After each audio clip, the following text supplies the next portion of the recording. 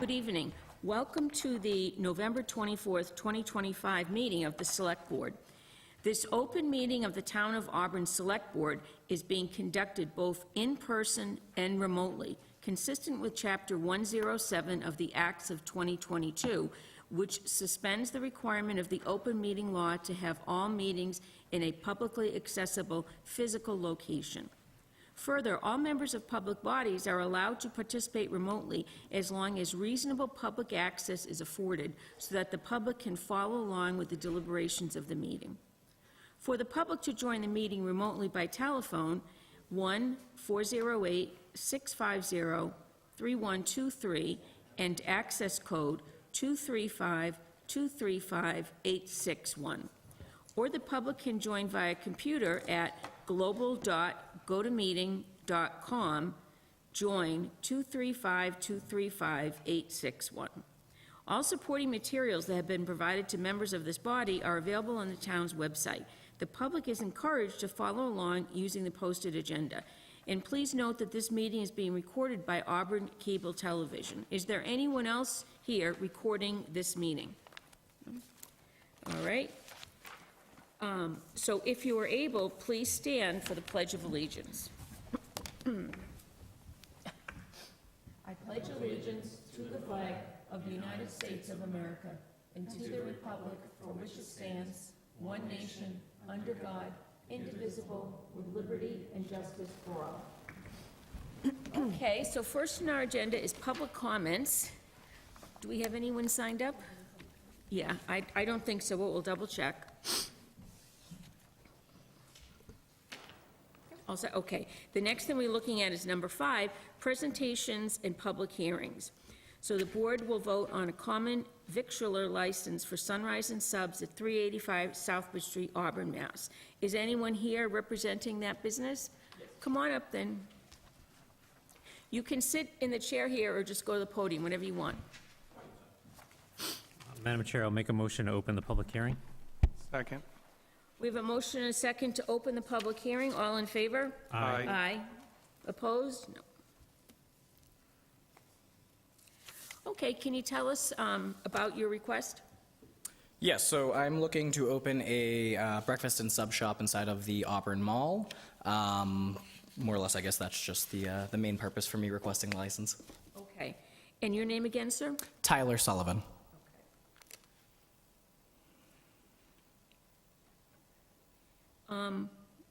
Does anyone on the board have a question? No? Does anyone from the audience have a question? No? Is anyone online? Does anyone online have a question? No. Okay, it looks like you do not. Sir? Make a motion to close the public hearing. Second.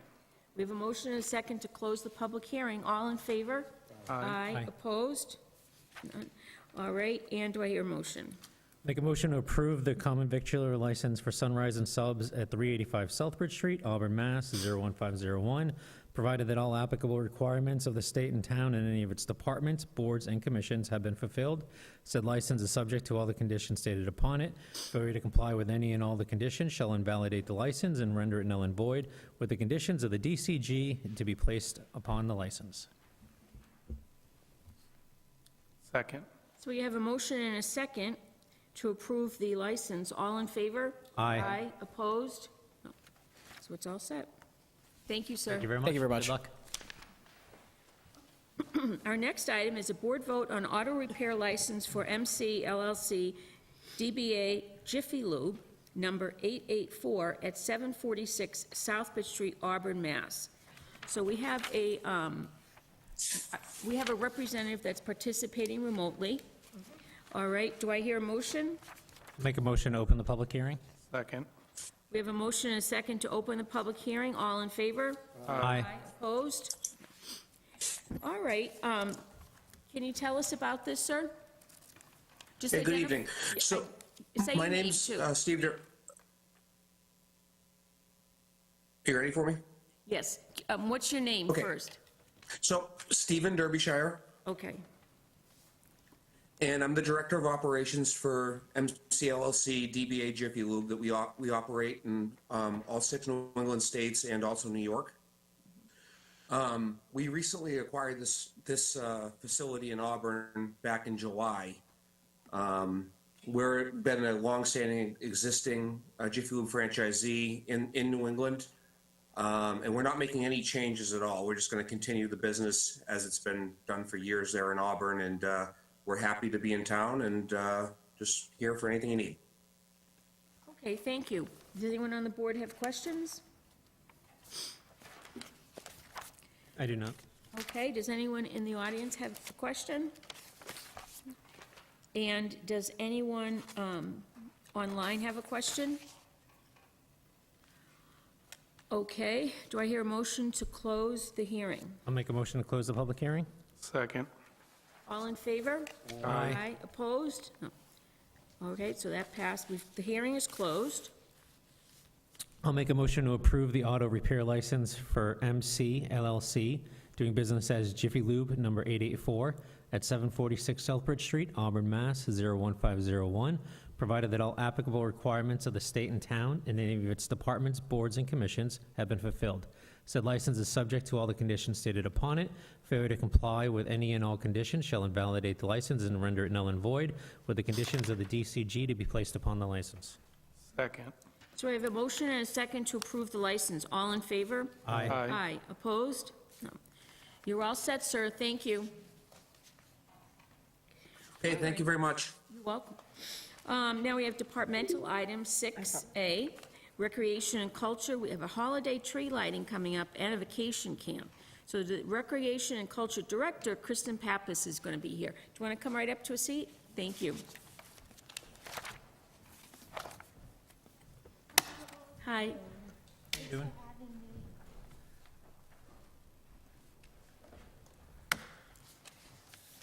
So I just wanted to chat a little bit on the wonderful tree lighting. It's our 13th annual, and it'll be Friday, December 5th at 6 p.m.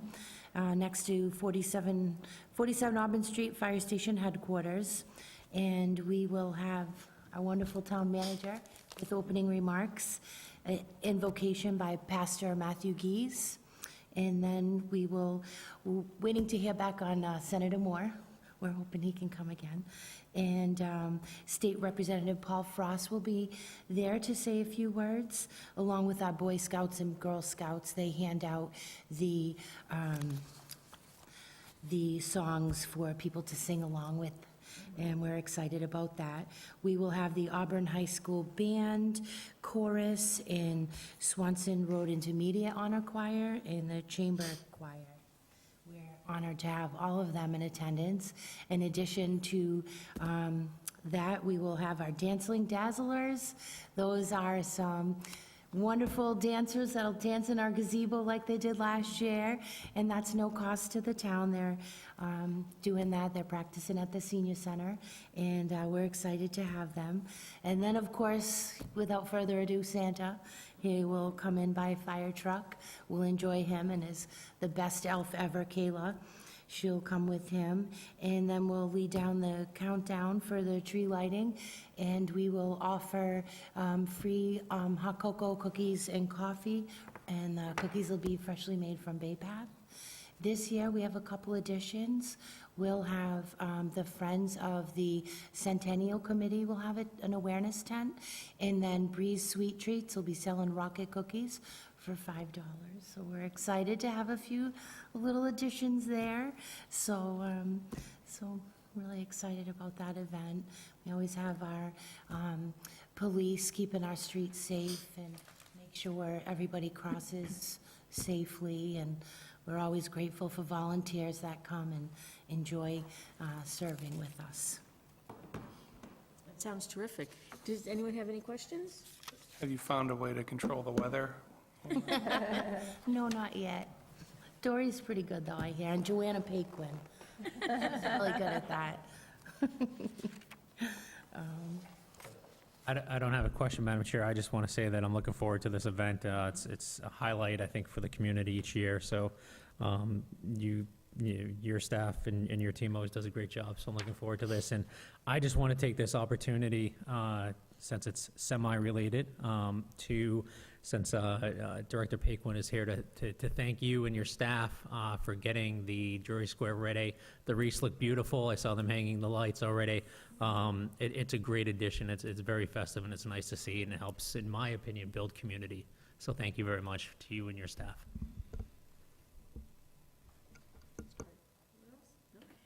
All right, thank you very much. Do you want to tell us about the next program? Absolutely. We will have a full or a half-day vacation camp held at the Auburn Middle School, and I'd like to give full credit. This is Dory's idea, which I absolutely love, so thank you, Dory. And we do have a holiday on Monday, so it'll be a 4-day camp with themed days. I was grateful again to have Amy, our school teacher, she's going to teach the camp. And we'll have Winter Olympics, snow and ice, Arctic animals. We'll make sure the little kiddos know about Robert Goddard, so we'll have a Goddard Day. And Doreen Goodrich will be making cupcakes, so Friday we'll have cupcake decorating and pizza. So it should be nice. And then we'll also, in addition, we will have, for those who qualify, a 30% off discount to those who qualify for that camp. So we're looking forward to a wonderful February vacation week with the kiddos. That's great. What are the ages that can go? 5 to 12. 5 to 12. Yeah. And has this gone out yet? Yes, yes, and we're live. We use a platform, Civic Rec, so you can actually sign up all online, and then if you do meet the qualifications for that discount, they'll send an email along, and I'll take care of that, and then they'll go back on and register. So it's a nice process. That sounds great. Thank you. Any questions? I just have one question. Is the school department promoting this, I hope? Yes, yes, I'm working with Dr. Chamberlain, and she'll send an email along. I was thinking, I think it's around Thanksgiving, maybe this week, she'll send it out. So this flyer will go out, and that link online will all be readily available to everyone in the community. Thank you. I just want to thank Dory for thinking about this, and you for organizing it and pulling it off. We can all have great ideas, but without the coordination that you do on these, they wouldn't happen. And I just want to thank you for doing this camp. I know, a lot of families do go away, but there's some that don't go away for whatever means, whether it's lack of opportunity, lack of economic ability to. So it's great to see that we are providing them a space where they can come in, get together, and have some fun and maybe learn a little bit in the meantime. So thank you very much. And especially thank you for including the discount for those that are not necessarily able to afford it. Thank you. And lastly, you don't have to come the whole time. You could just come a half a day or a full day just to get out of the house if that was the reason. So I like that part too. That's a good idea. Anyone else have any comments? No? All right, well, these are both very good ideas. Thank you for bringing them to Thank us. you. Yeah. Thank you. That's really cute. All right, so continuing. We are looking at Select Board general items. We're looking at the Select Board execution of the National Grid easement as approved at the October 28th, 2025 special town meeting. So this easement was approved at the special town meeting. The next step is for it to be signed by the Select Board before it goes to the Registry of Deeds to be recorded. Okay? Maybe our DPW director, do you want to just come in and tell us where this easement will be?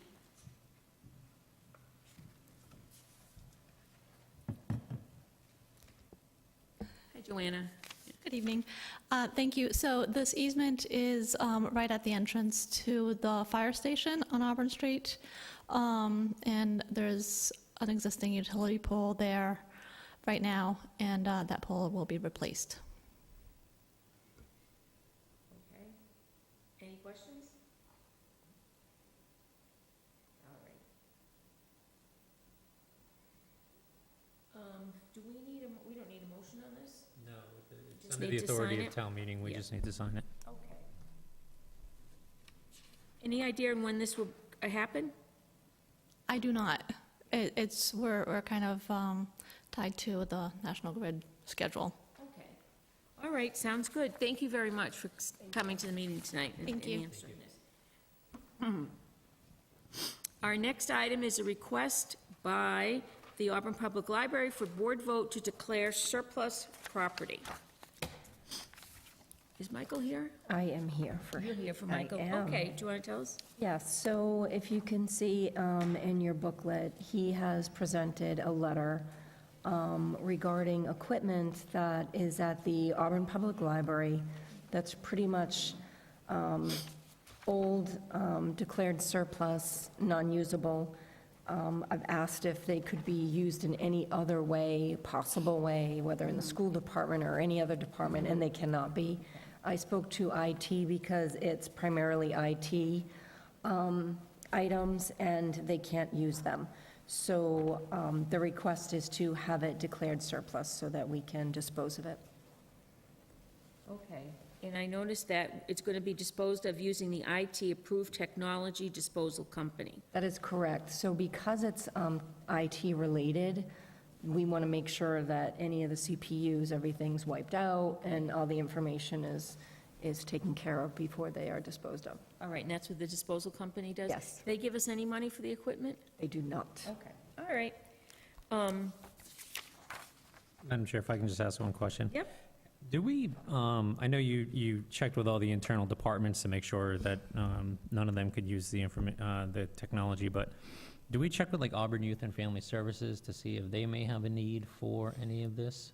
I can check with them. I know we'd have to, we'd have to declare it Transferred, yeah. and then donate it to Yeah, them. I will check on it. When I checked with IT, they pretty much said that they've gone through the equipment and it's really not in good shape. But I will talk to AYFS to see if they're interested in at least looking at it before we dispose of it. Okay, good. Yes, I see a note here that the equipment is non-functional and/or it's too old, 5+ years, so they might not have any need of it. Do I hear a motion? I'll make a motion to declare the equipment as outlined in the November 19th, 2025 letter from Director Michael Zeller as surplus. Second. So we have a motion and a second to declare the equipment as surplus. All in favor? Aye. Aye. Opposed? Okay, so that's passed. Okay, now we're looking down to member items. Member item A, 11A, is request the Select Board to discuss and do a possible vote to affirm that it is a Select Board goal/policy to move to a single tax rate. And this was presented by Dan Carpenter. Dan, do you want to talk about this? Sure. So at the last meeting, I did talk about 11B, and as I was thinking about it, I said, well, we have a whole new majority since May 2022. There's only 2 of us who actually had the opportunity to vote for this goal. And having had a chance to refresh my memory watching the meeting the other day, that was the suggested method of the majority at the time. They considered that as something that we, or whoever is sitting in these seats, might wish to do or should do in the future. So we don't have to do anything if people don't want to. I just felt that if I was going to ask for 11B, it made sense to ask about 11A, so. Questions? Not a question per se, but just a request to the administration that if we keep this policy, when I went to the Select Board policies, I couldn't find it on our website along with the other policies, so if we can just, if it is in fact a policy, if we can just add it to the list of other policies on there, I'd appreciate that. Of course. Anyone else? I'm curious as to why we need to put this in writing. Isn't this something that most of us do anyway? And is it possible there would be a time where, for instance, last year, where we didn't work to close the gap between the tax rate because of circumstances that when we were concerned about residents' ability to pay? So would we have been in violation of the policy at that point? I mean, can you tell about that, Dan?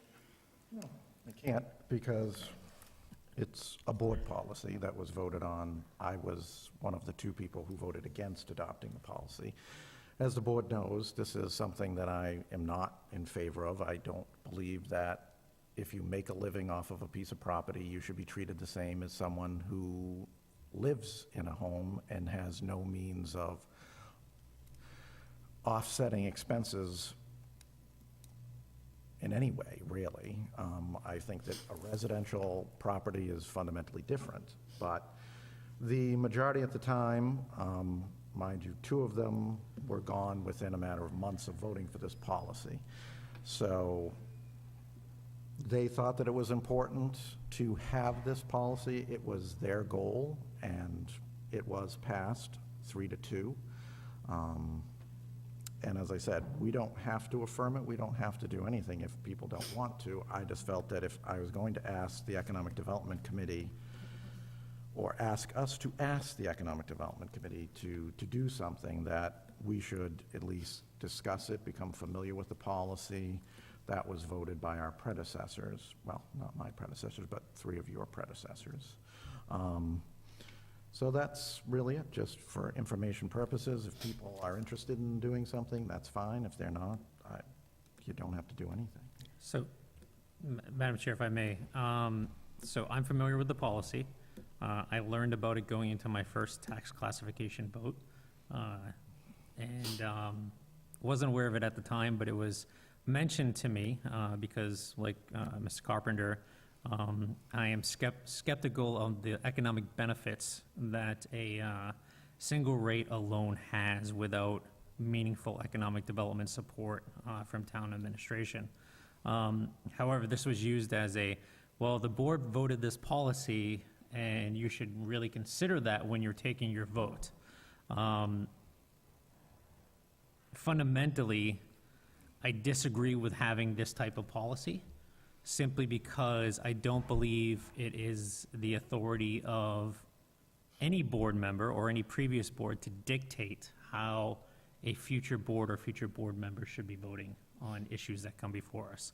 We are all elected to sit in these seats to represent the voters, to do that in the best fashion that we can think of, to be critical in our analysis of information at the time, and to have a policy dictating that we are going to do this and all future boards should abide by this policy and vote this way, is something that I just have a fundamental disagree with. If we were to vote to affirm this tonight, I would be a vote against affirming this for that very reason. It's not that I have supported moving the needle towards a single rate for, 0.4, 0.04, whatever it is, over the last 3 years. So it's not that I don't take that vote, but each year I weigh all the various factors into my decision on the way I move it. And none of that factors into the fact that a previous board policy dictated that I need to vote this way. So if I may, I don't think this dictates anything. It says that as a whole, we'd look to move towards a single rate and weigh all the factors that we've all used in the past. I don't think we need a policy to state that, but I don't think in here it tells any of us how to vote. It just says that, looking at it, we're weighing our decisions based on increases to the residents, and without other policies to continue to drive the overall rate down. I mean, we shouldn't be taking large swings at this. In the past, the chamber has come before us and asked for a single rate in a year. I believe every member here, whether they've been in favor or against, has said, let's make, smart decisions on that. So again, whether there's a policy here or not, I don't think this is dictating how we vote. It's telling us to use our brains and the data that comes in to make a decision at that. So with this policy affirmed or not affirmed, I think we're all making these decisions every year. Yeah, I just, in the second paragraph, and again, I didn't remember the conversation.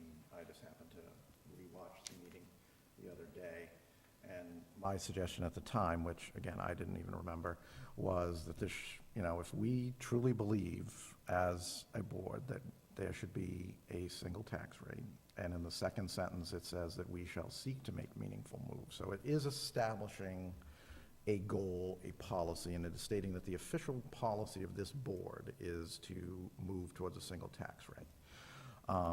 I suggested at the time that we actually put it on the ballot. One of the members was very suspicious of that, felt that that wasn't fair to the business community, and that there wasn't sufficient understanding.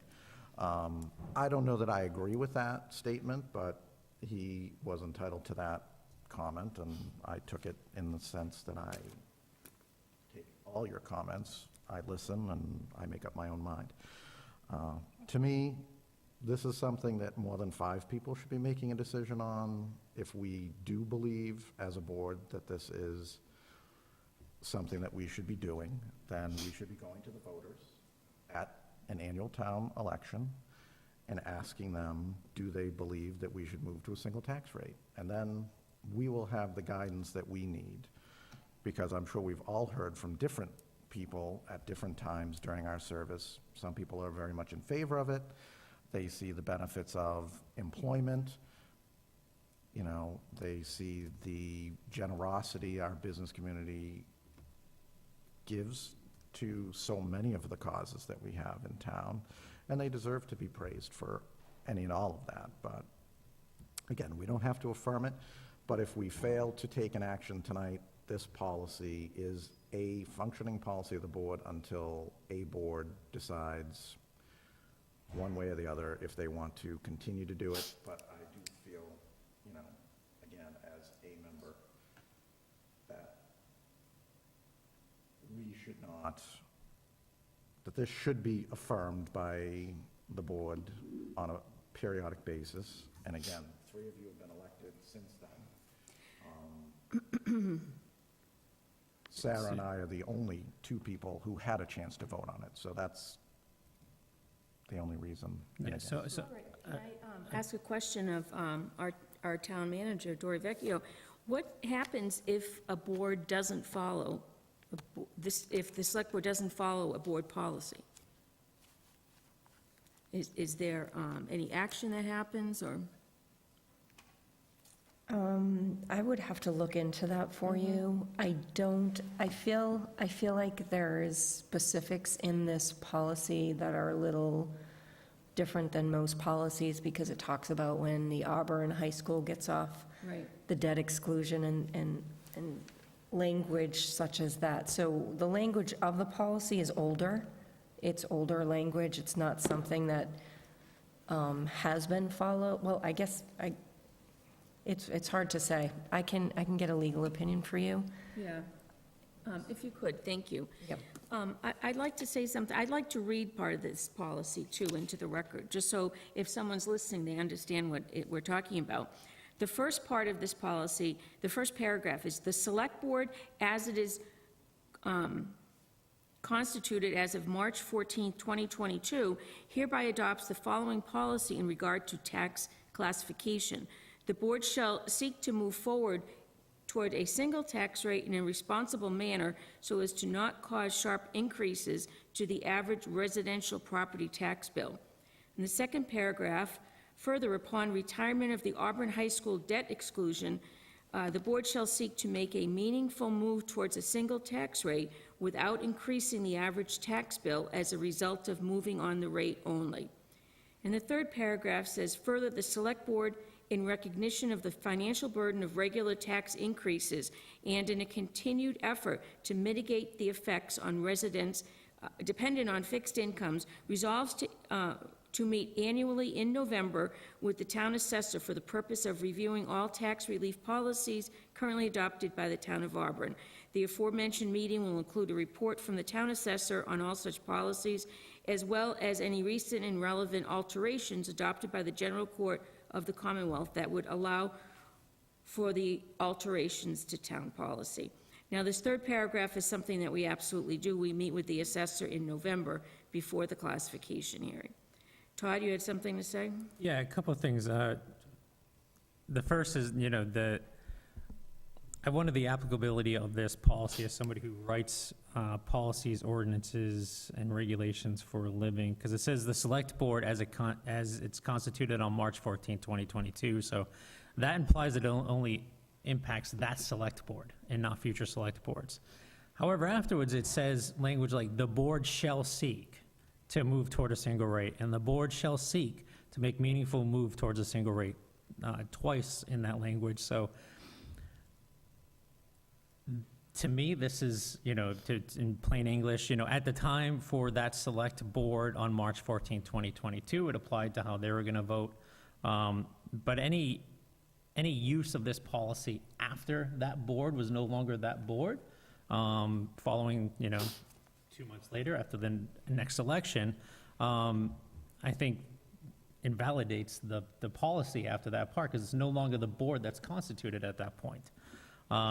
So I think it makes sense for this board to either reaffirm it, and if we're not going to reaffirm it, then vote that motion down. That way, it's very clear to everyone involved.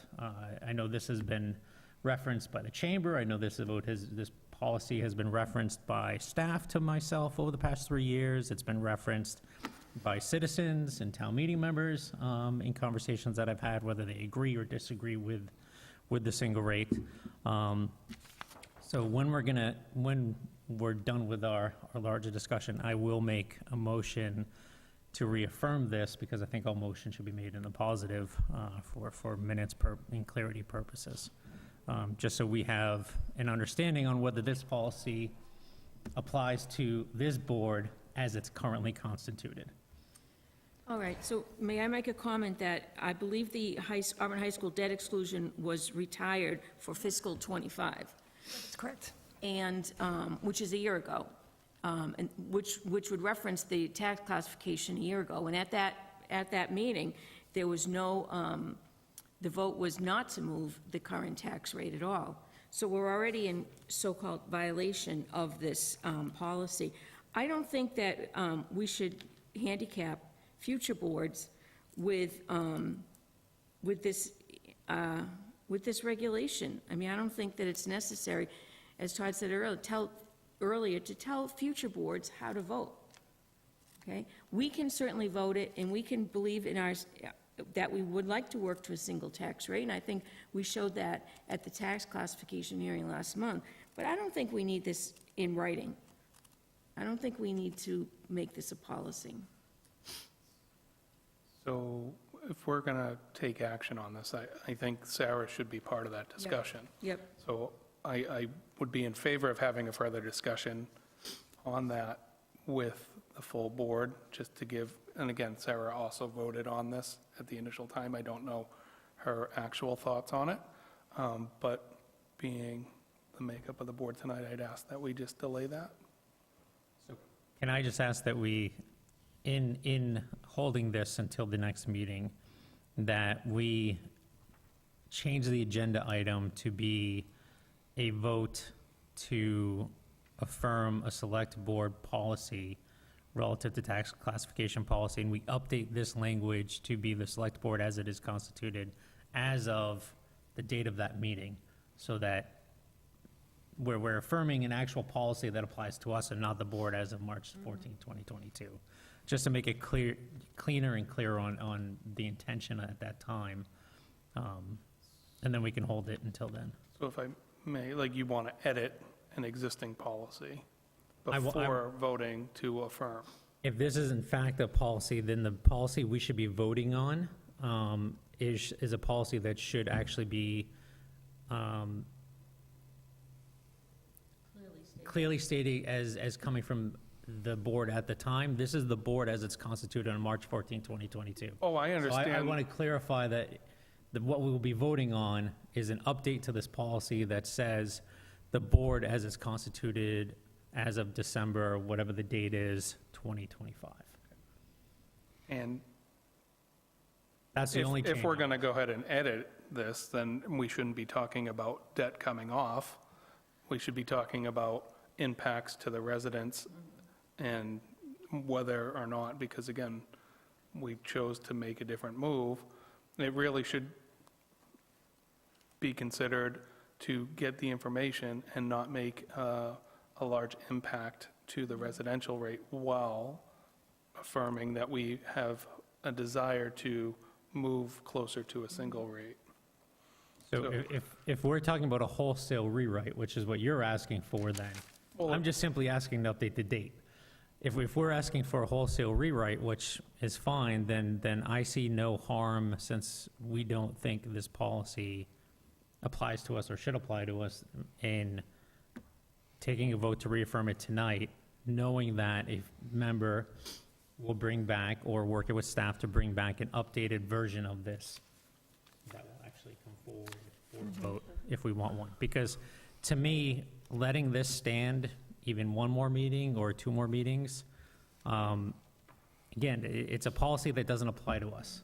So I don't think it should be a select board policy in the manner that all of our other policies exist, which apply across the board, which are relative to licensing and contract bidding and name recognition and naming of property, or how we fly the flag in the town. This is an outlier policy that's just, So if I may, I'm not asking for a rewrite of the policy until we have a full board and we can have a further discussion.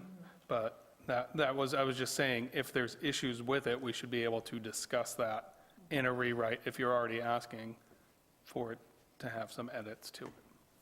That's all. I can tell you, and obviously, my opinion could have changed from 2022, Sarah's could have changed from 2022, but the 3-2 vote was Ms. Ruffley and I voted against. And it sounds like we have 3 members against affirming it. So I certainly have no issue with us discussing this as a current board at a future meeting.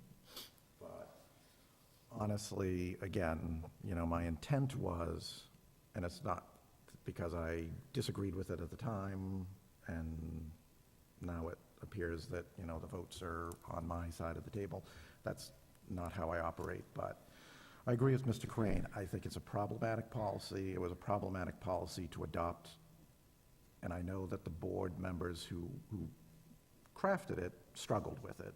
And again, I'm just basing it on their comments from the meeting on the 14th of 2022. So I think I would agree with Mr. Crane that we should vote tonight to affirm or not affirm. And if we want to continue to discuss having a policy, I'm all for it. But this policy does not fit the moment, as Mr. Crane has said. So you're suggesting we affirm or not affirm this policy, even though it's written incorrectly, for what we need to have moving forward? I think we should vote as to whether we want to affirm. That's why I suggested the language as I did, to ask members, because again, there were 3 members. so, yeah, I mean, I think that, do we want to affirm this specific policy, because we can't edit it and rewrite it. The vote is to affirm this policy per the agenda. And if we don't want to affirm this policy, then at a future meeting, if a member wants to bring forward a similar style policy, and work with staff, I'm sure the town manager is willing to work with, those members that in spirit support this language, but make it a lot more applicable, then, bring it forward at a future meeting. But this policy as it stands should not stand, in my opinion, for various reasons. Outside of my belief in terms of the overall goal of moving to a single rate, it's just that the way this is written, it is a policy that only applies to one board that hasn't existed since May 2022. It has outdated language relative to the Auburn High School debt exclusion. It requires that future boards take votes in a manner that they don't necessarily want to vote in. So, for that reason, I plan when we're done with our discussion to make a motion to reaffirm, because again, vote should be made in the positive, or motion should be made in the positive, and then we can vote however we want. Do we hear a motion? I will make a motion to reaffirm the March 14, 2022 tax classification policy as originally adopted. Second. Do I hear a second? Second. It says second. So we have a motion and a second. All in favor of reaffirming the policy? All opposed to reaffirming the policy? Aye. Aye. And an abstention? Yes.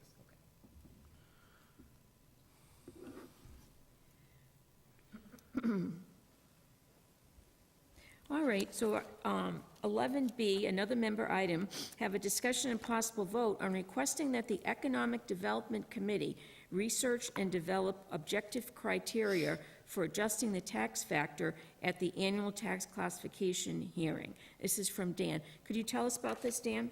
Yeah, so actually, the funny thing is, and again, memory is an interesting thing, but I did not remember on March 14th, 2022, there was a discussion on this. There was a subcommittee of this board, and at the time, I believe it was Mr. Wren and Mr. LaLiberty served as the subcommittee, and they struggled with coming up with a criteria. And I said, geez, I didn't even remember that we even had a subcommittee, so that was interesting. And I think this will be difficult to come up with a one-size-fit-all, but I do feel like, as a member, there should be some objective criteria that we base our decision on. Now, we may ask the Economic Development Committee to do this, and they may come back to us like the subcommittee came back as well, that they have made a good faith effort, and it's just, there are way too many inputs and things to consider. Some of the things that I thought of, obviously it's now 3+ years later.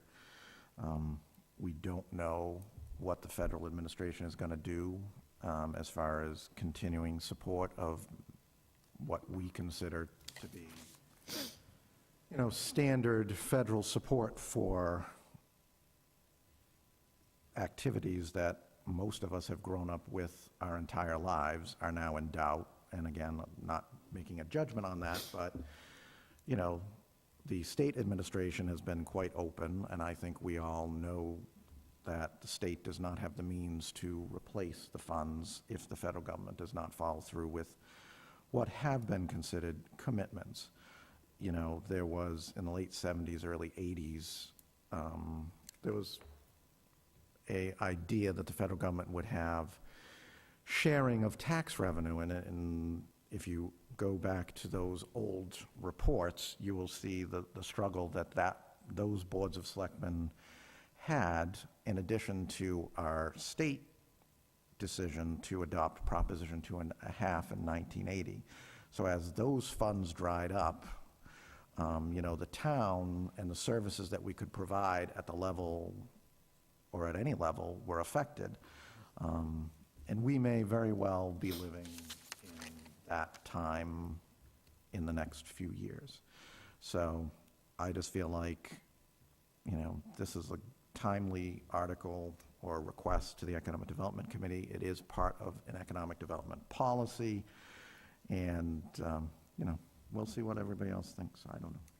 All right, anyone else?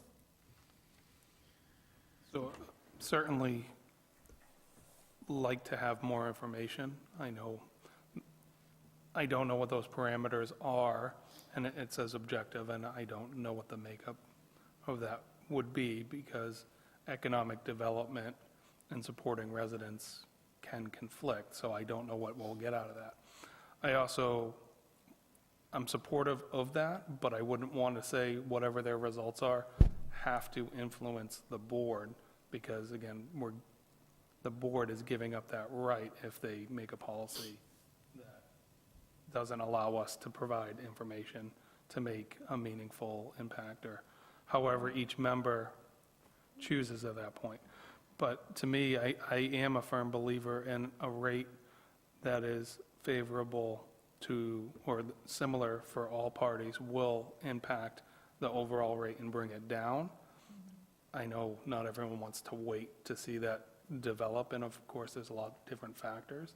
So I'm in favor of sending this to the other committees, but not be beholden to what they come up with.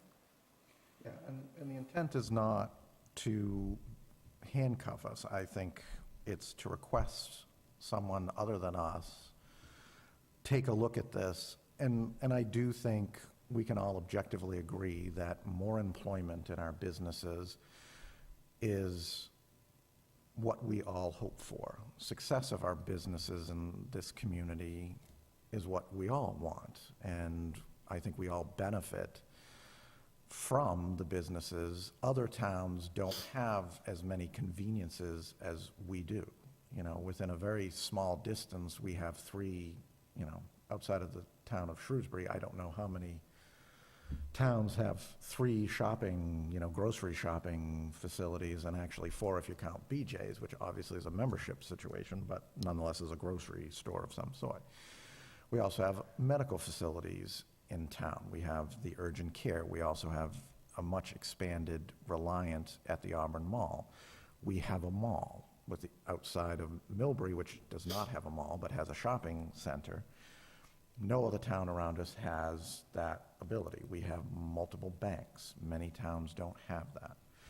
And those have allowed us to provide services like the fire service and the paramedic and EMT service that I know personally I have benefited, my family has benefited from, and some communities don't have that, or they have a private company that provides a service. I think we do it better here, personally, just from seeing them, but, I don't see it as what you're saying, Mr. Chambers, is in opposition. Okay. If I may, I like the idea of getting objective criteria for adjusting the tax factor, in the sense that, again, I would not want to see anything locked in as a policy that says we have to vote this way based on these factors. For me, it's more of providing a more comprehensive packet to the board at the time of the vote. I know I have asked for several different data points each time I've taken that vote that have not been provided, that I think would at least help me with respect to triple net leases, and those types of, and how many, businesses are there that qualify for the small business, and, various points of data that I think would help the board, whether it's this board or future boards, make their decisions. But I wouldn't want to see something lock them in that says because A, B, and C took place, you must vote this way. I'd like to see, the board should be provided data points on A through F to help them make whatever decision they want to make at the time. That's where I would like to see this go. In terms of what committee it goes to, the Economic Development Committee, in my mind, may be a good committee, may not be a good committee. I think that their focus is on, doing things or changing, policy or initiatives that bring new growth in and spur economic development. And while the tax factor may be one of those, I don't know if they're necessarily taking a holistic view of a resident, a business owner, those types of things that are applied, that weigh into the tax factor. I don't know if it makes more sense to send it to the Finance Committee, which is solely looking at financial, the finance of the town, how it operates, the revenue, et cetera, or it might be a special committee that we create with some members of finance, some members from the local business, and some members from the economic development. That way we get a more holistic view in terms of what all those factors and criteria should be. I just want to make sure that if we're going to do something, that we take not just the economic development standpoint, but also the residential standpoint in mind. Yeah, and to be clear, you notice this doesn't say policy, and I am not a fan of handcuffing people. And I think if we look at the LIP policy, which I know we had considerable conversation on, I think, there was considerable concern about having a policy or calling it a policy. That was the first issue. But I would like to send it to them. Let's see what they have to say. If they have a recommendation saying, I don't think that this is the right thing, have them send it back to us with some recommendations. I don't know. But no, my intent was not to create this so that this would be a full-on policy. It was more of a guideline. And, again, much like the tax classification policy, it should not handcuff any one of us to say, oh, this is this, but it could be helpful, as Mr. Crane, and that was my intent, to create a more balanced report than what we're getting currently, because I know Mr. Chambers had some requests, I know you've had some requests, I've had some requests, and I know other board members who are not necessarily currently here have had different requests. So just trying to get that down to a science, but I'm open to whatever people think is appropriate. Okay, so are we looking to form a committee here? And what are the requirements to form a subcommittee? Ms. Beckman? You cannot have 3 members because then you have a quorum. So only 2 members of the select board, Yes. no more than 2. Correct. In all honesty, I did not want select board representation. I wanted a board that wasn't charged with the responsibility so that they could take a total fresh look at this, because no one has looked at this. I mean, we've had conversations over the time I've been here, but this board has not really had a conversation outside of 2022 about this situation. So Okay, it would be difficult, I think, to hand this to someone who, a committee that really has to come up with the criteria from scratch. I think having 1 or 2 select board members on the committee would help provide guidance. They could assist the committee. Mr. Crane, you have something to say? I mean, I was just going to say that I don't know, I was just suggesting maybe a different route than the Economic Development Committee might be finance or a committee unto itself. I'm not necessarily wedded to either one of those. I do agree that if we are going to create a separate subcommittee, that it should have one person, at least one person from the select board on it, just so they provide that perspective of when sitting in this chair making this vote, here's the various factors that we're all, we've all mentioned over time. Otherwise, the members of that committee are going to be, sort of, shooting at the hip in terms of, trying to guess what we want. But I don't think it should be overwhelmingly select board heavy. That's why I'm not necessarily looking for a separate committee. I would like to ask that, so the Economic Development Committee is appointed by the town manager. I know they have other things on their plate. Is this something that, in the town manager's view, that something that they could take on and deliver and bring it back to the board in enough time for it to be put together, approved, and then allow staff time to actually develop the criteria in advance of next November's tax classification vote?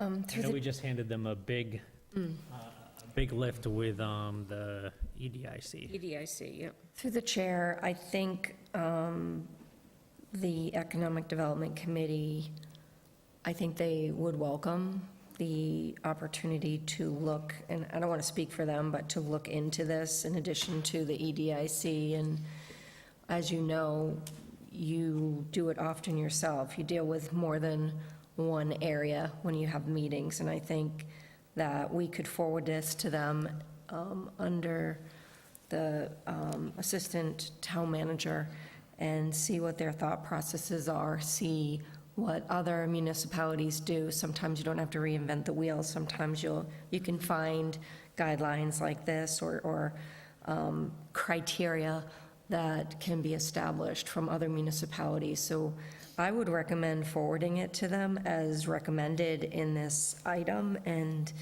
I can determine through the assistant town manager if it's getting any traction, if there are any issues or concerns that I can bring back to the board.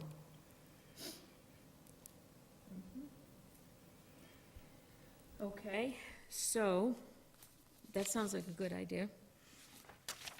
Any questions? Are there any motions? I would make a motion that we request that the Economic Development Committee research and develop aggressive, objective criteria for adjusting the tax factor